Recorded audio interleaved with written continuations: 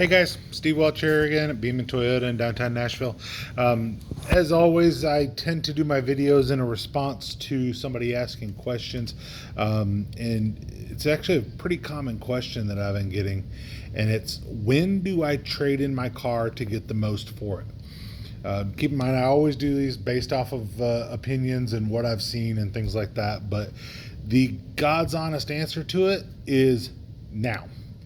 And the reason I say that is that your vehicle will never be worth more than it is right now. And that's always going to be true, whether it's brand new, whether it's 5 years old, 10 years old, 20 years old. As soon as you put another mile on it, another day on it, the value technically goes down. Now, if it's a day older, does the value go down a ton? No. Could be a dollar, sure, whatever. But what I'm talking about in generalities, anything that you do to the car, mileage wise, put a wreck on it, anything like that's going to diminish your value. So your value is always going to be best right now.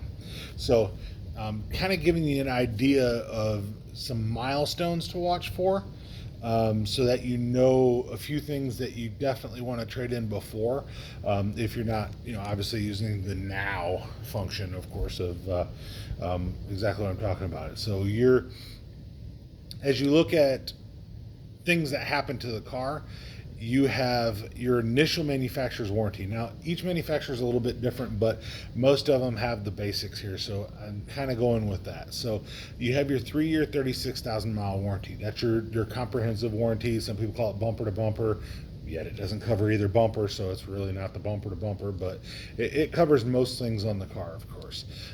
That's not damage. All right, so people look at a car that's within that 3-year, 36,000 mile warranty, and they figure that you've probably taken better care of it, because anything that broke, you fixed. It was easier to do so. So that 3-year, 36,000 mile, that's actually gonna, and sorry about the dings there, that's some text messages coming in, but that 3-year, 36,000 mile warranty, that is going to keep your vehicle with the most value.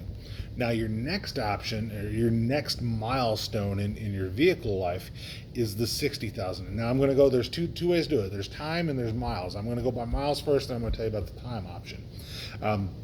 So when you get to the 60,000 miles, most manufacturers have a powertrain warranty that lasts to 60,000. Now, don't get me wrong, there's a lot of dealerships out there saying, hey, your powertrain's extended to 100,000. Your powertrain's extended to, lifetime like we have here. There's a lot of options like that. I'm just talking about manufacturer options, perceived things. Because most of those lifetime warranties, they don't actually transfer to the second buyer. So you sell your car and it had a lifetime warranty, doesn't transfer to the second buyer. Most people don't know this about a Kia. He always talks about its 100,000 mile warranty. If you sell it, that reverts to 60,000. So unless you're the original owner on a Kia or a Hyundai, it does not have that 100,000 mile warranty. That 100,000 mile warranty is only for you as the original buyer. Once you actually trade in the car, sell the car, or sell it to somebody else, give it to somebody, basically changing your ownership. Once you change your ownership, it's over. It's 60,000 miles. So you definitely want to make sure that you know the stipulations of the warranty and how it comes into play. Because if you sell a car, you tell somebody, hey, it's got a 100,000 mile warranty on it, it probably doesn't. It's probably got a 60,000 in that particular case. So, but realistically, just figure 60,000 miles covers your powertrain. That's going to be a manufacturer's warranty. That's the one to go by. That's what's going to maintain that warranty. So what you're going to do is you're going to see a drop in value that'll happen right after 36,000 miles. It's because that value goes down because you don't have that full warranty. You'll have another drop in value that's going to happen at that 60,000 miles. Now keep in mind, as you're going in between those, is a 40,000 mile car worth more than a 50,000 mile car? It is. But I'm talking about substantial dips, and that's things that I've seen that is a substantial thing, and there's reasons for it. And the warranty is actually a big reason for that. The next level is, and this depends on the manufacturer, but most manufacturers can certify a car up to either 80, 90, maybe even 100,000 miles that they can certify a car. Each manufacturer has different rules, and keep in mind that they can only certify a car if you're going to the same brand. So if you trade in your car to a Ford dealership, then and you have a Ford, then you're good. Toyota dealership, you have a Toyota, then this is where this comes into play. Certifying a car is very important because what you're doing is you're giving that next buyer an additional warranty. You're giving that next buyer that peace of mind that the car has been inspected. It's been inspected by the manufacturer, factory trained technicians, all of that. If you get past that point, like I'm talking on Toyota at this point, Toyota will do it up to 85,000 miles that you can certify that car. At 86,000 miles, they'll no longer let you certify it. 85,001 mile, you can't certify it. So it's important that you know that, because if a dealership can certify it, that vehicle has extra value to the dealership, meaning that it has extra value to you for your trade-in. So if if you're pushing any of those, so you're almost to 36,000 thinking about trading, God, trade it before you get to 36,000. You'll have more value. If you're almost to 60 thinking about trading, trade it before you get to that 60. If you're almost at 85 or 80 or whatever that manufacturer is, look up their certification program, find out when that certification is, but try to trade it in before you get past that mark. It's going to be worth more to you to do that. The other thing to do is also watch that 100,000 mile mark. The 100,000 mile mark has no real bearing on anything other than the fact that it's perception of the buyer. People see 100,000 miles and a lot of people get scared. I've had people come in and work with me on a Toyota and they say, you don't sell it at 100,000, you buy it at 100,000. There's different mindsets to it, but the reason people buy it at 100,000, get a cheaper price. Hopefully it's a Toyota. Hopefully it's been taken care of. You can get another 100,000 out of it without worrying about it. So somebody pays the higher price for the new one, and they get the real cheap price to buy it at 100,000. That being said, there's different mindsets on why, but I have seen, at 36 it dips, at 60 it dips, at 85 it dips, at 100 it dips. Every time you get to those levels, you dip. Now, if you're at 120 and you go to 130, there's not a big change between those. There's just not. But like I said, when you're on those lower numbers, if you plan on trading it in, watch where you're at. If you get below those numbers and you do a little bit earlier, it could be worth a few hundred to a couple $1,000s more for your trade based off of where it's at and what value it has to the dealership. So now the flip side of that is you could have a 10,000 mile car that's 20 years old and it's not worth as much. It's got way low miles, but the problem is the age of the car. Now, where the age comes into play, and most people don't realize this, is that banks don't like to finance cars that are older. And here's the reason why. You have a 10-year-old car that you finance for 6 years, it's going to be 16 years old by the time that the financing is paid in full, because the bank has to assume that you're making minimum payments the whole time, not paying it off early.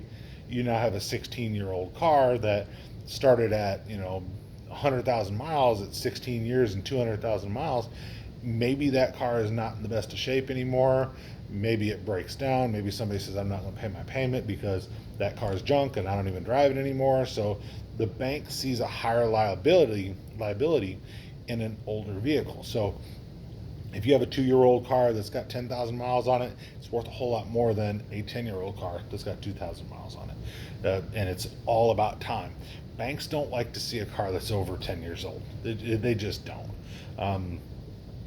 And if you want to buy that car, you're going to have to have either a really great deal on it with a down payment or a substantial down payment, usually, just to get a bank to buy it. And you're going to shorten your term dramatically. So you got a 10-year-old car, they might only finance you for 36 months. So you buy a $10,000 car at 36 months, that's going to be a lot higher payment than if you could buy a $10,000 car at 72 months. So all those things come into play when you're talking about your trade and how old it is and that. And a lot of people say, well, I can't really change how old my car is. You're right. But if you trade it in prior to the next model year or even prior to the next calendar year, it'll actually be worth a little bit more doing that. Now, if you trade it in December 31st, it's not going to be worth more because you traded in the day before the new year. But I'm talking about trading in September and October, where the dealership's got a few months and the book values will pull higher because you're not over that calendar year yet. Most manufacturers start putting out their new cars in May, June, maybe July, but they start putting out their initial next model year then. So, get a little bit before the next model year. And especially if there's going to be a body or a trim level change, or an engine change, or something that is going to be sought after. So if they're doing some dramatic change, you're like, you know what, I'm just waiting for the new one to come out. Realize it's going to cost you a little bit on your trade, because when you trade for that new one, that's what everybody else wants too. You still got some people that want to buy the older car, but you're going to be trading for that newer car. So like I said, so kind of to recap here, and keep in mind this is all my opinion, but it's based in fact. And like I said, I'm just answering the question that's been asked to me several times. So your milestones on your miles are 36,000, 60,000, 85,000, and 100,000. Try to stay below whichever one you're nearest to, and then try to get it as new as possible, or prior to the calendar year changing, or prior to the model year changing, and definitely prior to major changes in trim levels and things like that, if you're not worried about getting the next one. So say the model year was going to change, the next year they were going to change something, but you still liked the one that you had, you just wanted instead of a 16 you wanted a 19. Well, buy your 19 and trade in your 16 before the 20s come out, or however that works out for you. It will get you more for your trade. But hopefully I've helped you to try to have an idea on how to get a little bit more for your trade. Obviously, best way to do it, always keep your trade clean when you're bringing it in. A shiny car, it just seems to bring more money. Realistically, most managers can overlook dirt. They never know if you're hiding something or not. So definitely you want to try to make sure you have a clean car, have it cleaned out on the inside. If you have seat covers, have it to where they can be pulled off. People are going to think you're hiding something, so you always want to do that. Try to keep your trade value up there. It's so easy to wash a car. Just bring a car in clean. It's going to help you out. But stay on those mileage ranges, and you're going to be able to get more for your trade. If you got any questions for me, go ahead and put them in the comments. I do respond to pretty much everything that gets asked. And then if you're in the Nashville area, you want to get with me, look for a new vehicle or a pre-owned vehicle, get you the most for your trade, definitely give me a call here. I'll answer any questions you got as well. 615-645-3039. Give me a call or give me a text. I'm definitely better at answering text messages, of course. So 615-645-3039. Shoot me a text. I'm going to take care of you guys, and definitely appreciate you watching, and give me a little thumbs up, subscribe to me. We'll talk to you later. Bye.